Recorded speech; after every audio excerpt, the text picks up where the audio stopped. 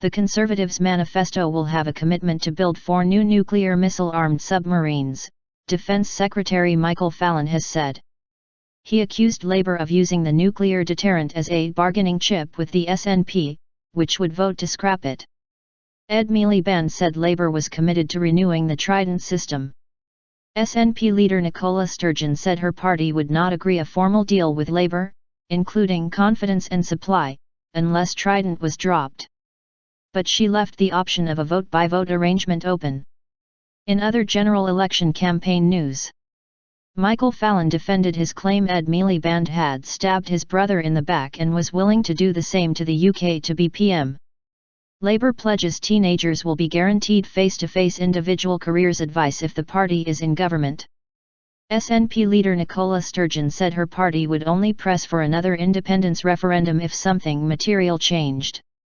A Plaid Cymru candidate at the centre of a Nazi slur row has admitted he has had a baptism of fire. The Conservatives and Labour are both committed to replacing the UK's ageing fleet of Vanguard-class submarines which carry Trident nuclear missiles and maintaining the continuous, at-sea deterrent, meaning there is always one nuclear-armed vessel on patrol. Labour has suggested the possibility of reducing the number of submarines from 4 to 3 if a continuous deterrent could be maintained, although Mr. Miliband said their position at the moment was to stick with 4.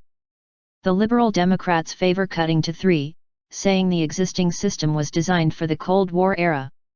The Clyde-based submarines, designed in Barrow in Cumbria, are due to reach the end of their operational lives within the next decade. A final decision on replacing the system is due in 2016. The government in 2013 put the bill at between £15 bn and £20 bn. However, the Green Party said it could run to £100 bn.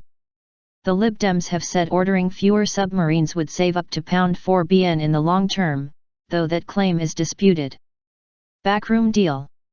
The SNP has said it would work with Labour in order to keep the Conservatives out of government after the May 7 general election, but it opposes renewing Trident and calls the issue a red line. Labour has said it will not form a coalition with the SNP, but Tory leader David Cameron has said Labour failed to rule out a post-election deal. Mr. Fallon confirmed the existing Tory policy of 4 new submarines would feature in the election manifesto. He also said Ed Miliband was a man so desperate for power he is ready to barter away our nuclear deterrent in a backroom deal with the SNP. Ms. Sturgeon's brusque demands should alarm people right across our United Kingdom, Mr. Fallon said. Our nuclear submarines protect all of Britain including Scotland. This SNP policy is a threat to us all that would dangerously weaken our collective defence, he added. In a personal attack, Mr. Fallon also told Today the Labour leadership election, in which Mr. Miliband stood against his brother, showed what he would do to get into power. Mr. Fallon said, "You've seen what he's prepared to do to get into power. The danger now, the risk we face in 4 weeks' time, is that we'll see the same kind of shabby manoeuvre, perhaps with Nicola Sturgeon of the SNP, to get into Downing Street on the back of abandoning our nuclear submarines." But Mr. Miliband said national security was too important to play politics with and accused the Tories of running a campaign based on deceit and lies. He said, "We are committed to independent nuclear deterrent, we are committed to renewing Trident, we are committed to continuous at-sea deterrent." Speaking at Wednesday night's Scottish political leaders' debate on BBC One Scotland, Ms. Sturgeon said, "It is often asked of me, is Trident a red line?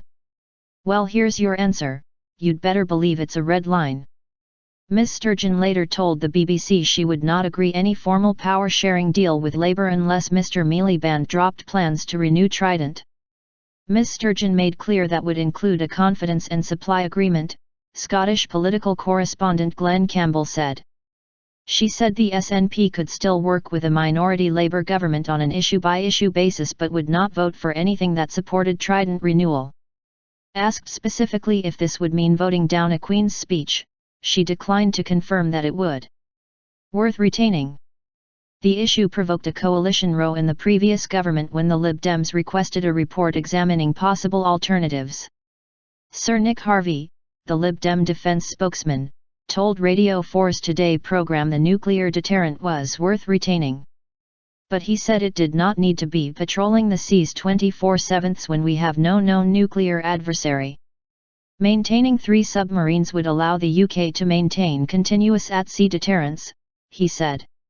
2 submarines would provide a perfectly meaningful deterrent, but not on a continuous basis, he added. Lib Dem leader Nick Clegg said it was quite extraordinary the Conservatives think Trident is the most important thing for which they're in politics. UKIP leader Nigel Farage tweeted, "Tory hypocrisy," hitting out at Labour over SNP when they went into coalition with Trident opposed Lib Dems in 2010 number vote UKIP number defence. Green Party leader Natalie Bennett said, "The truth is that the Labour leadership has made it clear that they will prioritise spending £100 billion on a Cold War relic, rather than investing in the schools and hospitals that this country so desperately needs." All of the parties have faced questions during the election campaign about their plans for defence spending. Neither Labour nor the Conservatives have committed to matching the NATO target of 2% of GDP beyond 2016. UKIP says it would meet this commitment by cutting foreign aid.